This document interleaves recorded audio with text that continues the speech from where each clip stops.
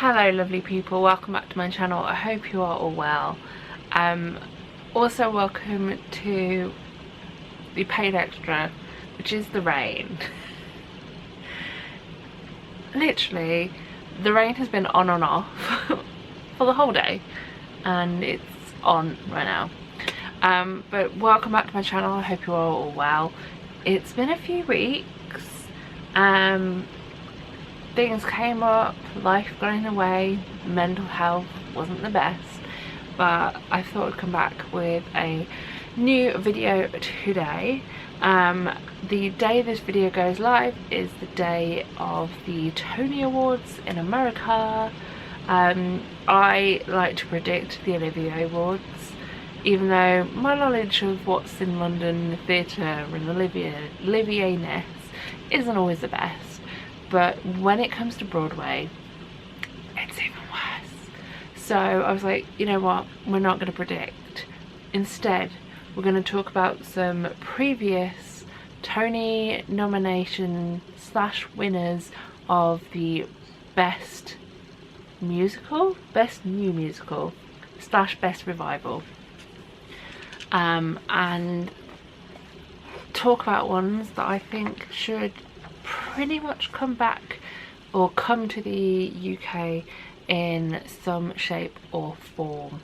Now some of them previously have been in London or in the UK, and that is fine. Also, I don't know a lot about some on this list, so if it's culturally not appropriate, then apologies, and please politely let me know, educate me if you will. But my knowledge of these shows on some of them is based on a few performances I've seen of previous Broadway casts. So without further ado, let's get into it and let's discuss some Tony shows that I think should come across the pond. Hit it.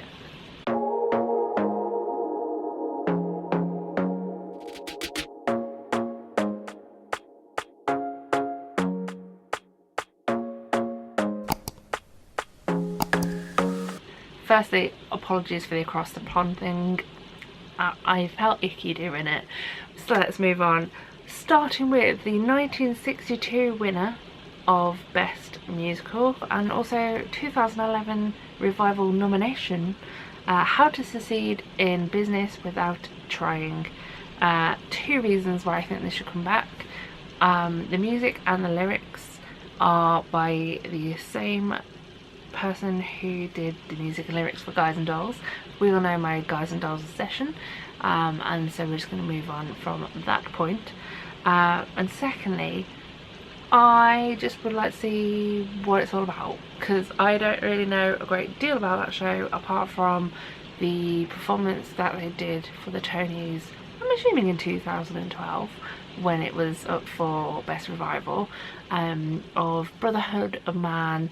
It had a big dance moment in it. I was enjoying it, so I was like, you know what, that has to go on the list. Number 2 is the 1973 nomination, ooh, controversial, but 2013 Revival winner, and that is Pippin.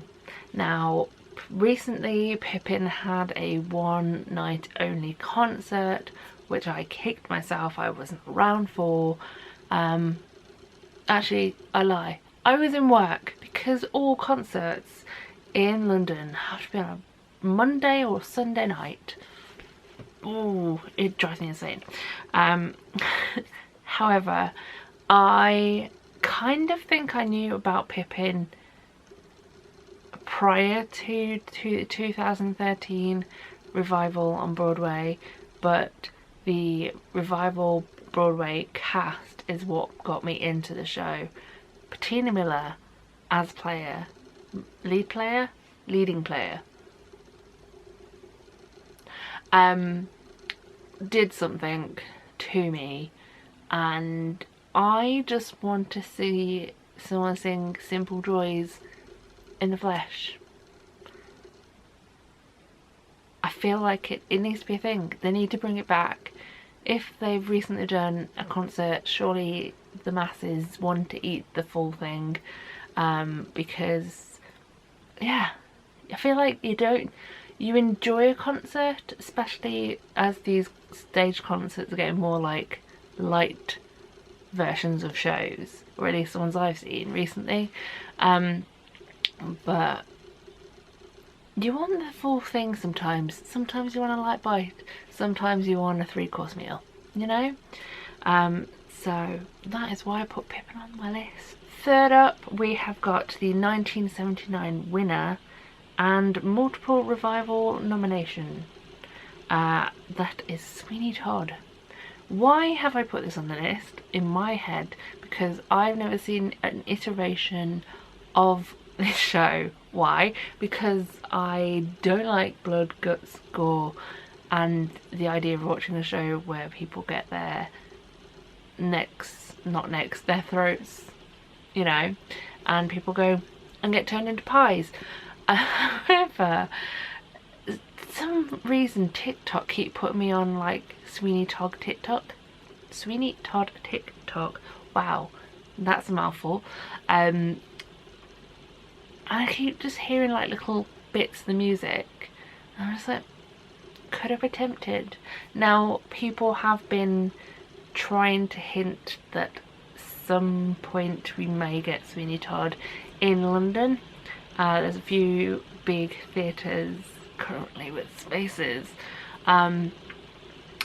as shows close, but whether they'll actually, you know, put Sweeney in, I don't know. I feel like if they're going to do it, they're going to do it soon, because the Broadway buzz has kind of brought itself over to the UK, and whilst you've got that buzz near, you want to capitalise on the buzz, because otherwise you're like 4 years down the road and you're like, oh yeah, I remember that.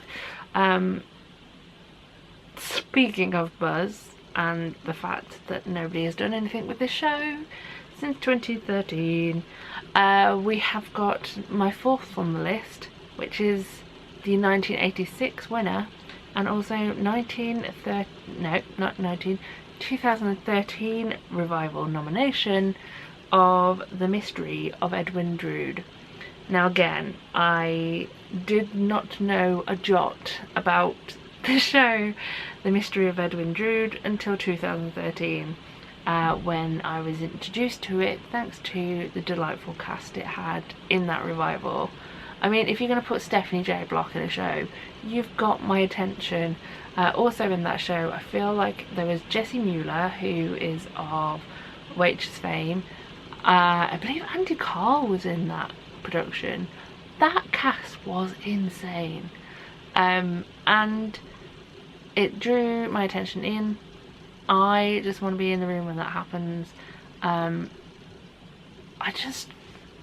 There was something about listening to that cast recording and watching short clips both on YouTube or just like random clips on YouTube, and then also ones that they put together for like the Tony Awards. I was just like, okay, this is good.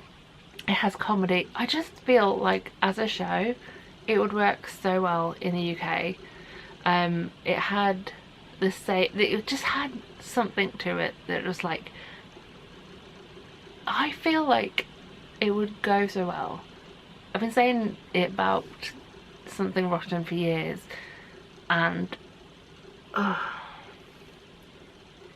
just needs to come over. It just needs to be in a theatre, even do a short run, just make it something, because it's a great show, the bits that I've seen. Okay, just saying it. We're moving on. Fifth on my list, by the way, we've got 10 to get through, sorry. I probably should have pre-warned you to go and get a cup of tea. Pause it, go and get one now. Fifth on the list is the 1990 winner. You will see this is going chronologically because I went through Wikipedia like, yes. We have, like I said, the 1990 winner of Best Musical at the Tonys, City of Angels.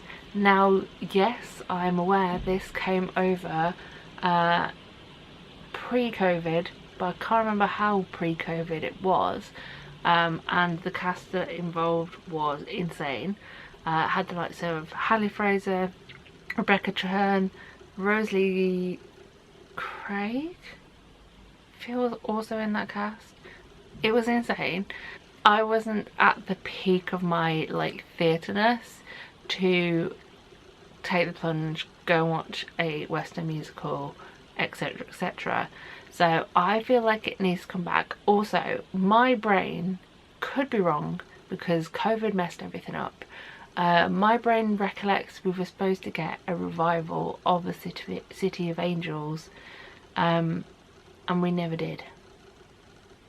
I feel like it was like really highly cast as well, and then it just went to nothing because of COVID.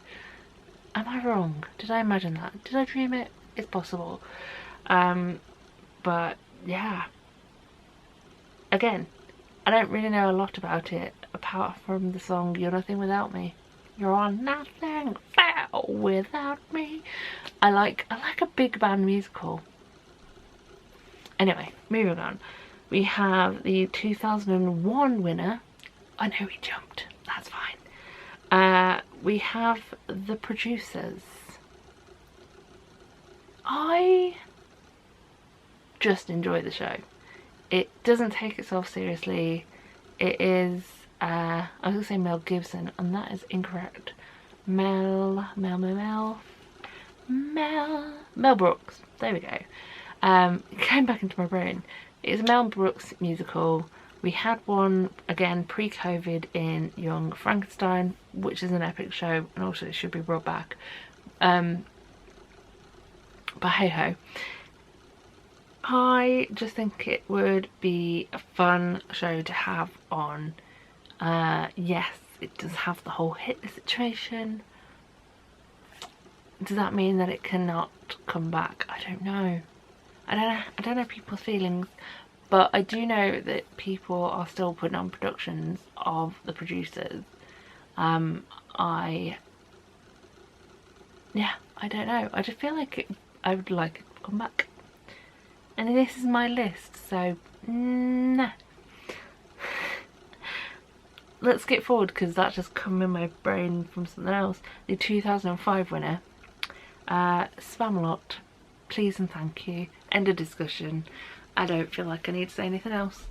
I was raised kind of on Monty Python, and I was introduced to Spamalot mainly, I think, through a UK tour that again, excellently cast. Yeah, it had a moment, Spamalot, in London at the Playhouse. I never saw it in London. The stars started well, if I remember correctly, and then petered out a little bit, but that's by the by. But the tour cast included the likes of Simon Lipkin as Sir Galahad, and I just really enjoyed it. It is, again, not a serious show. It is funny. It is just clever, and I feel like it's one of those shows that has people of all ages interested. You have the older generations who were brought up or who watched Monty Python when they were younger. You have people of my age who were kind of brought into the fray by their parents and kind of were also a little bit raised on Spamalot, or Monty Python should I say. And then you've got like the musical theatre people who just want a good time. We don't all want really, really sad shows.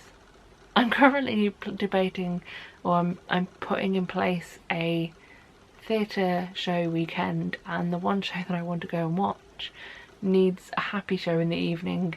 And sometimes you just need that happiness, you need the funniness, you need something you don't need to think about, and Spamalot is that for you. Plus it does give a lot of Z-list celebrities, if you will, a chance to be Sir not appearing in the show. Just say sorry and then go off. There we go. The one we missed out, which makes me sad because now we're not chronological, is the 2002 winner, which is Thoroughly Modern Millie. Again, I believe there was UK tour. I'm gonna say again, prior to COVID. Could be wrong because COVID messed my like knowledge of dates. It's all over the place. But yeah, it's a great show. It's got tap in it. Big band, like brassy musicals and tap shows. I'm all for it. And you could even like put a new and up and coming person as Millie Dilmount and make them a star. Just do it. Okay. End of discussion, because I don't want to make this video too long. Next up, and penultimately, we have the 2008 winner. 2008 In the Heights. Again, I feel like I don't need to say too much more. It is still to this day, controversially maybe, my favourite Lin-Manuel Miranda show. I had the pleasure of seeing it when it was at the Charing Cross. Was it just Charing Cross Theatre? Because I feel like that's something else. It wasn't Charing Cross, it was King's Cross. King's Cross Theatre. It was a tent essentially. They put on a few shows in a short period of time. One was the Railroad Children, one was In the Heights. They used the same stage area geniusly, and then just 2 doors down they put Life on Mars, I think. We're going back a while, but In the Heights is such a fun musical. As film musicals go, it was alright, but the actual show itself is excellent. And we haven't had it in London for so long, and I just would like to see it back, please and thank you. And finally we have our 2014 winner, and kind of in the same ilk as a few more on my list, and that is A Gentleman's Guide to Love and Murder. Somewhere in the depths of TikTok, I was reminded of this show the other day. I think it was just some company somewhere in America was doing a production, and they were like, this is our rehearsal footage, come and see our show. And I was like, that's great, but I am on the other side of the Atlantic Ocean, so I can't really sneak over. But yeah, it's another one that I just like, ooh, don't know a lot about it. I've only heard a few of the songs, but at the same time I think it would go over well. It's of the same ilk, I think, as Something Rotten, as Mystery of Edmund Drood. It's silly but fun, and yeah, I just feel like West End right now needs a bit of silliness, needs a little bit of fun. Like, keep those long running shows that bring in the money, but have a little bit of silliness on the side. Sometimes we all just want to laugh. There we go. Anyway, there we go. I'm going to leave you alone now. Congratulations to all the Tony winners. Hopefully you will all bring your amazing shows over to the UK soon. But yes, there are my 10. And that is it. How nice of the rain to finally finish. Now I've stopped talking. Oh well. Right, I love you all lots. I hope to see you in my next video. Cheerio, farewell, goodbye.